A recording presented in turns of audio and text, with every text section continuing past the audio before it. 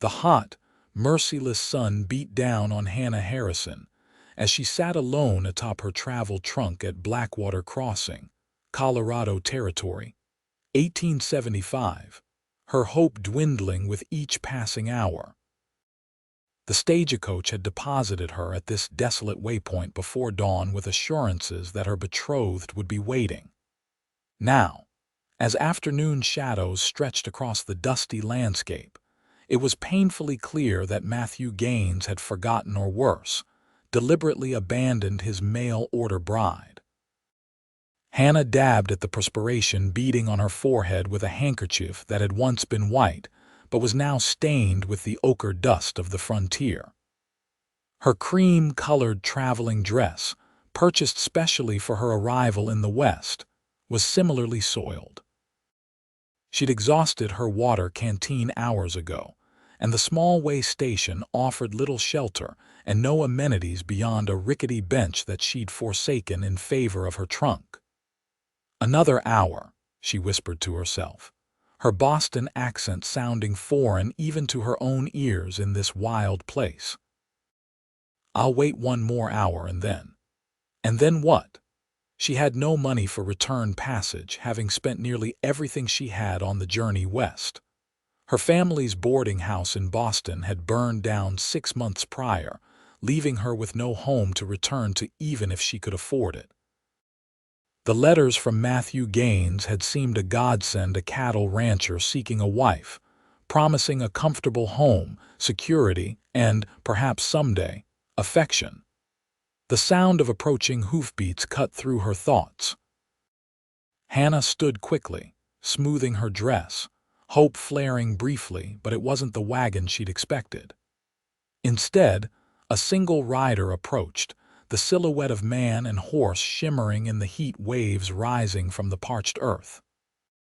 As he drew nearer, Hannah could see he sat tall in the saddle, his broad shoulders outlined against the blue sky. He wore no jacket, just a faded blue shirt with the sleeves rolled up, revealing sun-bronzed forearms. A weathered Stetson shaded his face, and a bandana was pulled up to protect his nose and mouth from the dust. He reined his chestnut horse to a stop several yards from Hannah, his eyes startlingly blue against his tanned skin, studying her with undisguised curiosity. Slowly he pulled down the bandana, revealing a strong jaw dusted with stubble. "Madam," he said, tipping his hat. "You've been sitting here since dawn." Hannah straightened her spine. "Yes, sir. I'm waiting for Mr. Matthew Gaines. I believe you may know him." The man's expression shifted subtly. "Matthew Gaines." He dismounted in one fluid motion, his spurs jingling as his boots hit the ground. "From over Silverdale Way." "Yes, that's right." Hope stirred in Hannah's chest. "Do you know when he might arrive?" The stranger's gaze dropped momentarily before meeting hers again. "Miss, Matthew Gaines won't be coming." Hannah felt as though the ground had disappeared beneath her feet. "I don't understand. We've been corresponding for months. We're to be married next week." The man removed his hat, revealing hair the color of burnished copper. "My name's Xavier Prescott. I ranch about 15 miles west of here." He hesitated, as if choosing his words carefully. "Matthew Gaines died 3 weeks ago. Typhoid fever took him and his mother both." Hannah sank back onto her trunk, her knees suddenly unable to support her. The world tilted alarmingly. "Dead," she whispered. "But I received a letter only last month." Xavier Prescott crouched before her, concern etched in the lines around his eyes. "It happened fast. Word probably hadn't reached you yet." He offered a canteen. "Here, drink." Hannah accepted the water with trembling hands, taking small sips as she'd been taught, though she wanted nothing more than to gulp it down. "Thank you," she managed. "I was in town picking up supplies when old Jim at the station mentioned a lady had been waiting since dawn." Xavier explained. "Said you were expecting Gaines." "You rode all the way out here just to tell me?" Hannah asked, bewildered by this stranger's kindness. Xavier shrugged as if riding miles out of his way for a stranded woman was nothing unusual. Couldn't leave you sitting here waiting for a man who wasn't coming. He glanced at the sun, now beginning its descent toward the western mountains. It'll be dark in a few hours. You have somewhere to go. The reality of her situation crashed over Hannah in a wave of panic. She was alone in a territory she knew nothing about, with no money, no connections, and nowhere to go. I don't, she admitted, fighting to keep her voice steady. Xavier stood, replacing his hat. He gazed out at the empty road, then back at Hannah. I can take you to Silverdale. There's a decent boarding house there. I'm afraid I have no money for lodgings, Hannah confessed, mortification heating her cheeks more than the sun ever could. Xavier was quiet for a long moment. I've got a ranch, he finally said. It's not much, but there's a small cabin my foreman used before he moved into town with his new wife. It's empty now. You'd have privacy. He cleared his throat. Just until you figure things out. Hannah stared at him, searching his face for any sign of improper intentions, but found only genuine concern. Still, the impropriety of going home with a strange man. I understand your hesitation, Miss Harrison, she supplied. Hannah Harrison. Miss Harrison. But night's coming, and this crossing isn't safe after dark. You have my word as a gentleman that no harm will come to you under my roof. Hannah looked around at the desolate crossing, then at the distant mountains. What choice did she truly have? Very well, Mr. Prescott. I accept your kind offer. Xavier nodded once, then turned to his horse. We'll need to rig something for your trunk. Fortunate I brought the pack horse. He gestured to a second horse she hadn't noticed, tethered a short distance away. Within 20 minutes, Xavier had secured her trunk to the pack horse and helped Hannah onto his own mount. You ever ride before, Miss Harrison? Never, she admitted, feeling unsteady so high off the ground. Just hold onto the saddle horn, he instructed, mounting behind her in one smooth motion. I'll handle the rest. Hannah sat rigid, acutely aware of the impropriety of their position, with his chest at her back and his arms around her to hold the reins. Yet as they set off, the rhythmic movement of the horse and the solid presence of Xavier Prescott behind her gave her a strange sense of security she hadn't felt since leaving Boston. They rode in silence for a time, the only sounds the creak of leather, the soft thud of hoofbeats, and the occasional cry of a hawk circling overhead. Eventually, Xavier spoke. What brought you out west to marry a man you'd never met, Miss Harrison? Hannah hesitated, unsure how much to reveal to this stranger, but something about the vast, open landscape made secrets seem pointless. My family's boarding house burned down last winter. My parents didn't survive. She swallowed hard. I was working as a seamstress, but the wages barely covered a room in a respectable house. When I saw Mr. Gaines's advertisement for a bride, it seemed hopeful.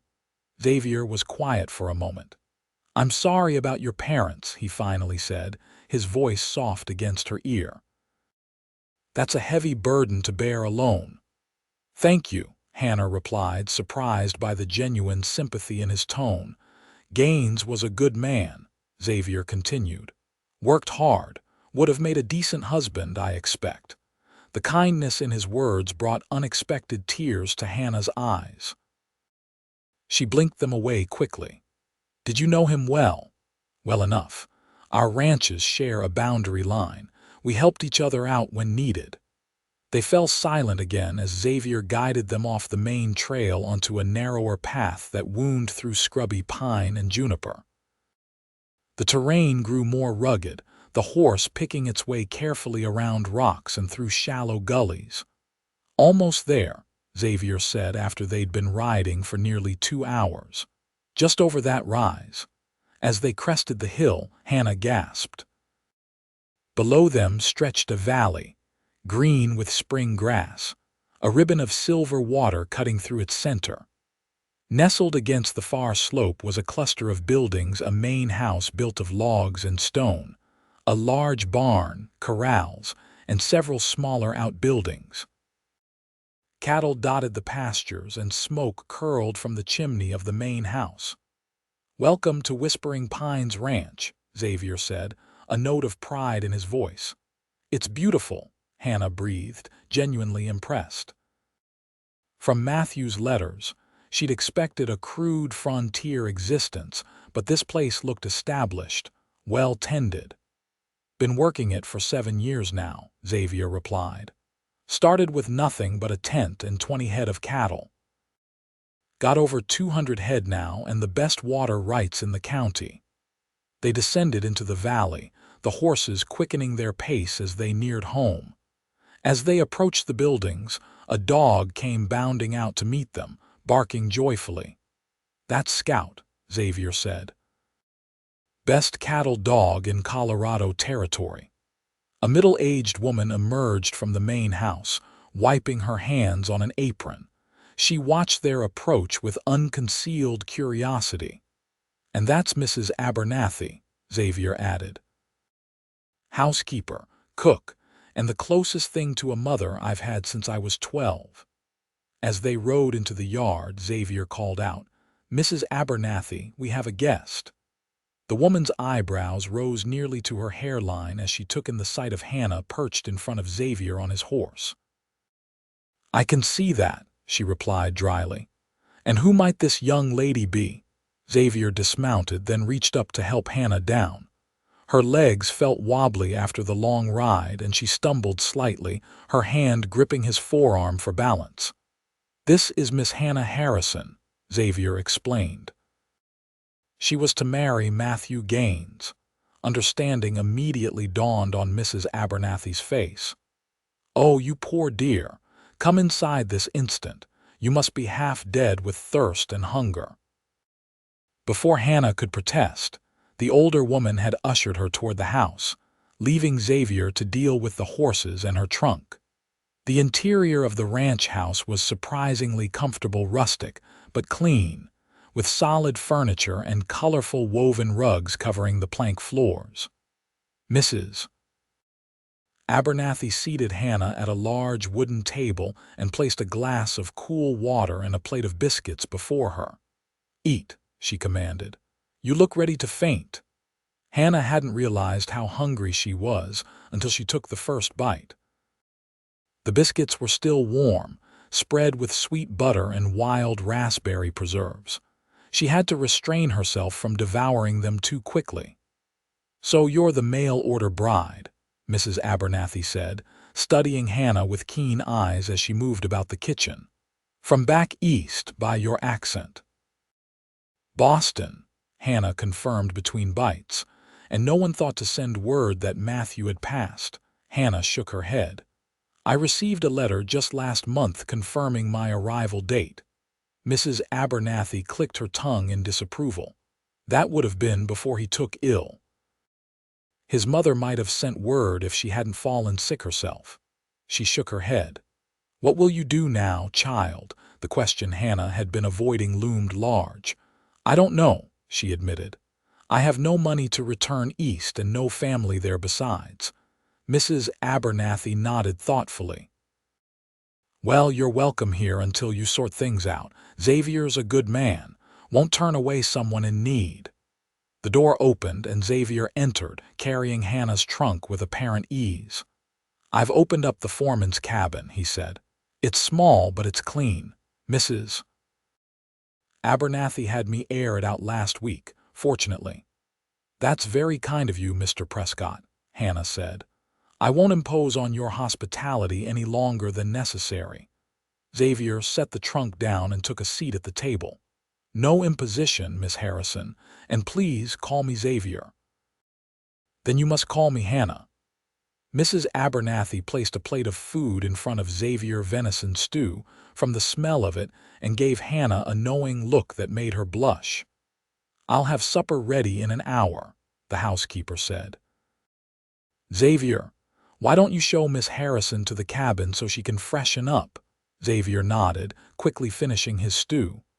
Ready when you are, Hannah. The foreman's cabin stood about 50 yards from the main house, close enough for safety, far enough for privacy. It was a simple one-room structure with a stone fireplace, a narrow bed with a patchwork quilt, a small table with 2 chairs, and a chest of drawers. "It's not much," Xavier said, setting her trunk at the foot of the bed. "It's perfect," Hannah replied, meaning it. After the terror of finding herself abandoned at the crossing, the simple cabin seemed like a palace. "There's a pump out back for water and an outhouse beyond that," Xavier explained. "Mrs. Abernathy will bring over some hot water for washing up. Anything else you need, just ask." Hannah turned to face him, suddenly overwhelmed by his kindness. "Why are you doing all this for me? You don't know me." Xavier seemed taken aback by the question. "Out here we help folks in trouble. It's how we survive." He shrugged. "Besides, any woman brave enough to travel clear across the country to marry a stranger deserves at least a safe place to sleep." Their eyes met, and for a moment, something passed between them, a flash of connection that startled Hannah with its intensity. Xavier looked away first, clearing his throat. "I'll leave you to settle in. Come up to the house when you're ready for supper." After he left, Hannah sank onto the bed, the exhaustion of the day finally catching up with her. She allowed herself 5 minutes to cry for her lost parents, for Matthew Gaines, whom she would never meet, for the future she'd imagined that had vanished like morning mist.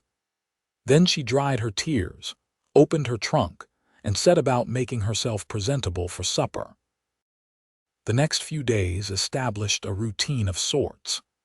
Hannah rose early, helping Mrs. Abernathy with breakfast for Xavier and his 2 ranch hands brothers named Thomas and Jacob Miller. The men would ride out after eating, returning at midday for a quick meal before heading back out until dusk. Hannah made herself useful, assisting Mrs. Abernathy with cooking and cleaning, and taking over the mending of clothes and linens, which the older woman's arthritic hands found increasingly difficult. "You've got a gift with that needle, Mrs.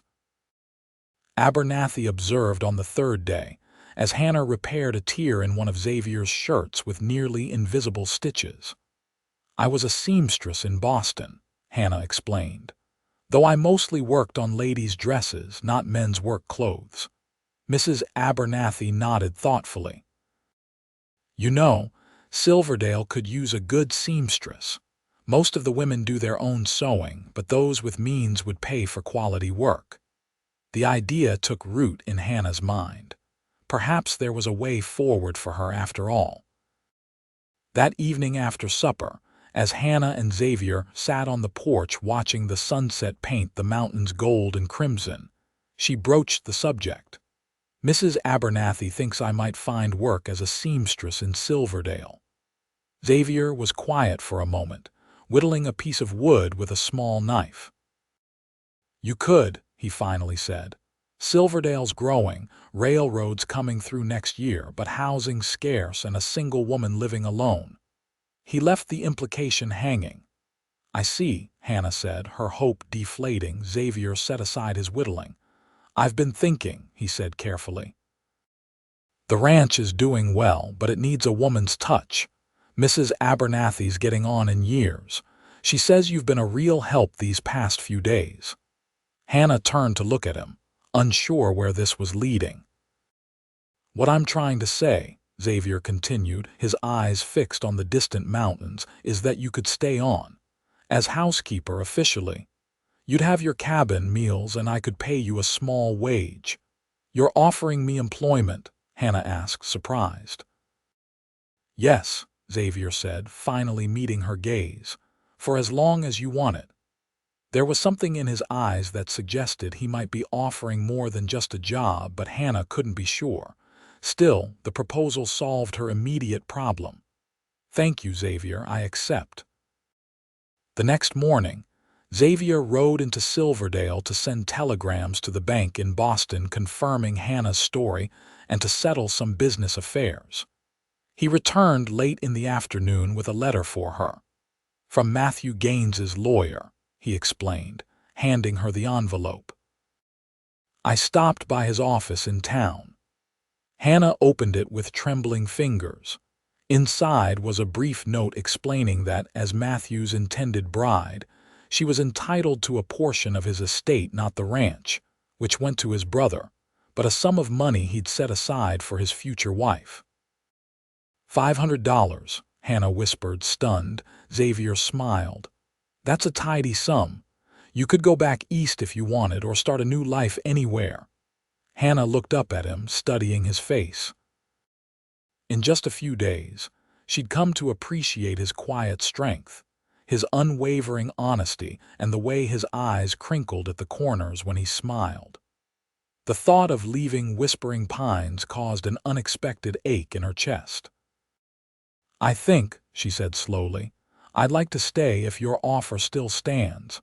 Something flickered in Xavier's eyes, relief perhaps, or pleasure. "It stands." Days turned into weeks. Hannah settled into life at Whispering Pines, her duties expanding beyond the house as she learned to gather eggs, milk the cows, and even ride a gentle mare Xavier had trained especially for her. The money from Matthew Gaines's estate remained untouched, a safety net she no longer felt desperate to use. One evening in late June, a sudden thunderstorm caught Hannah at the chicken coop. She ran for the house, but the rain came in a torrential downpour, soaking her to the skin within seconds. Laughing, she ducked into the barn instead, shaking water from her hair. "Quite a cloudburst." Xavier's voice came from the shadowy interior. He emerged from a stall, a pitchfork in his hands. "I'm drenched," Hannah said, still laughing, "and I was wearing my best dress today." Xavier set down the pitchfork and approached, his eyes taking in her sodden appearance. "Blue suits you," he said softly.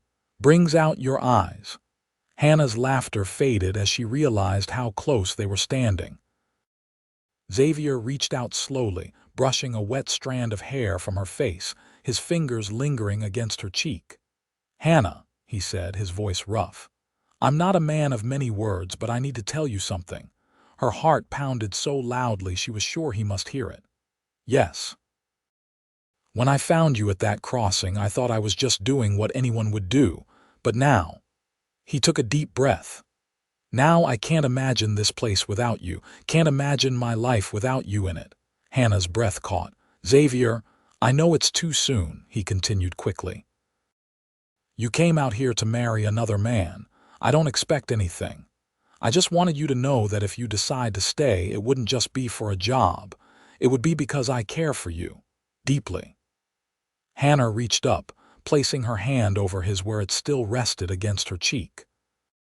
"I came west to marry a stranger," she said, "but Matthew Gaines is still a stranger to me.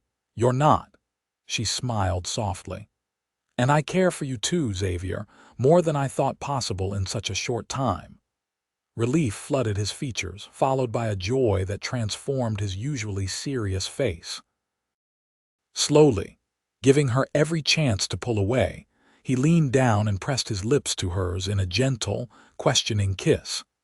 Hannah answered by rising on her toes, her arms sliding around his neck as she returned the kiss with a fervor that surprised them both.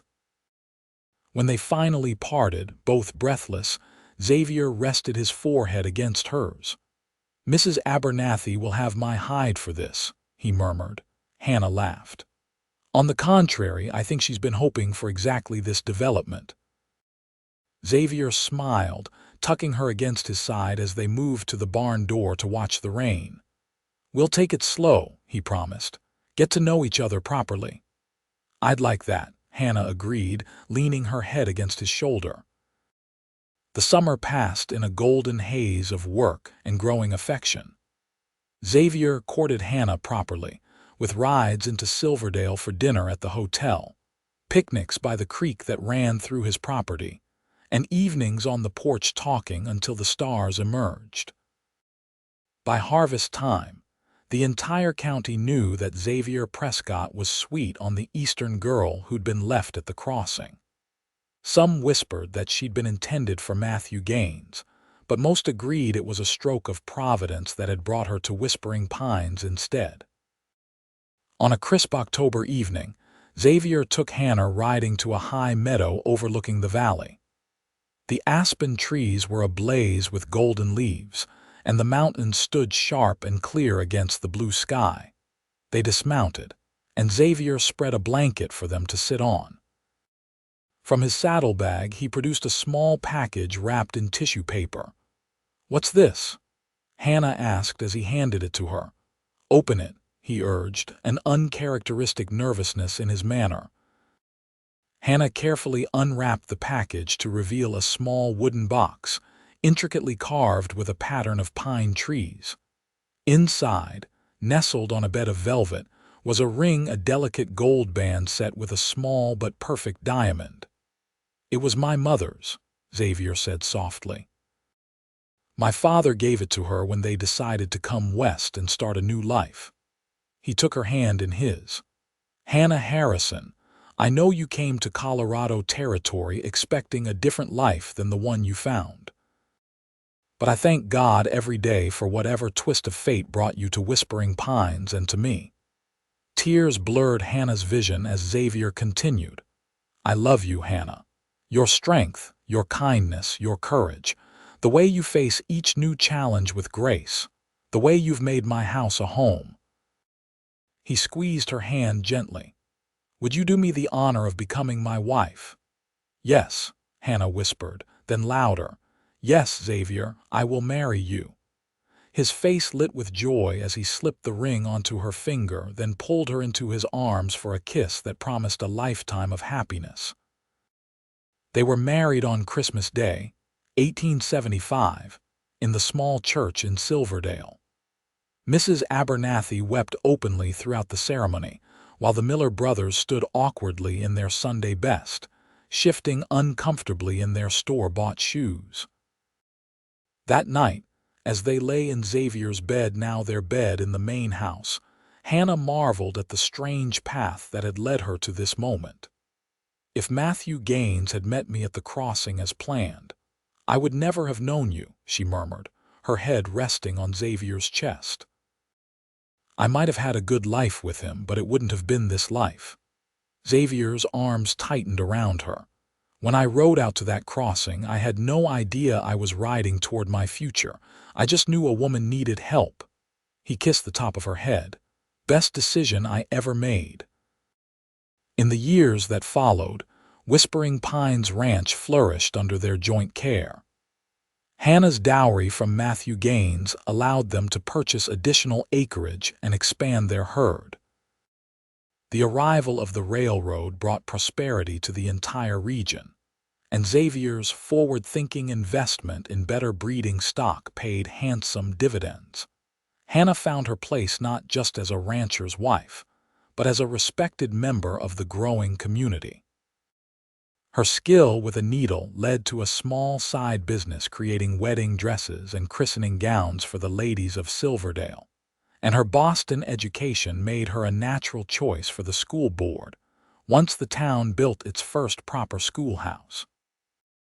Their first child, a daughter they named Elizabeth after Hannah's mother, arrived in the fall of 1876, followed 2 years later by a son they called James. A second son, William, completed their family in 1881. On their 5th wedding anniversary, Xavier surprised Hannah with a trip back to the crossing where they had first met. "Why here?" Hannah asked as they stood in the dusty clearing, now little used since the railroad had changed the main travel routes. Xavier took her hand, running his thumb over the gold band that had been joined by a wedding ring. "Because this is where our story began," he said simply. "Where fate or providence or just plain luck brought us together." Hannah looked around at the barren landscape, so different from the lush valley of Whispering Pines. "I was so frightened that day," she remembered. sitting on my trunk watching the sun move across the sky, knowing I had nowhere to go, no one coming for me. I came for you, Xavier said quietly. Hannah turned to him, love swelling in her heart. Yes, you did. And every day since, you've shown me what it means to be truly cherished. He pulled her into his arms, his kiss as tender as the first they had shared in the barn during that long-ago thunderstorm. And I always will, he promised. Till the end of our days. As they rode back toward Whispering Pines, Hannah looked over her shoulder at the lonely crossing, now nothing more than a memory. She had come west seeking security, and found love instead not in the arms of the man who had sent for her, but with the cowboy who had ridden back to rescue a forgotten bride. The setting sun painted the landscape in hues of gold and crimson as they crested the rise that would give them their first glimpse of home. Below, the lights of Whispering Pines Ranch glowed warm and welcoming against the gathering dusk. Their children would be waiting, along with Mrs. Abernathy and the life they had built together. Hannah reached forward, placing her hand over Xavier's where it held the reins. "Home," she said simply. Xavier's smile held all the love and promise of their years together and all the hope of the years to come. "Home," he agreed, and together they rode down into the valley, leaving the crossing far behind.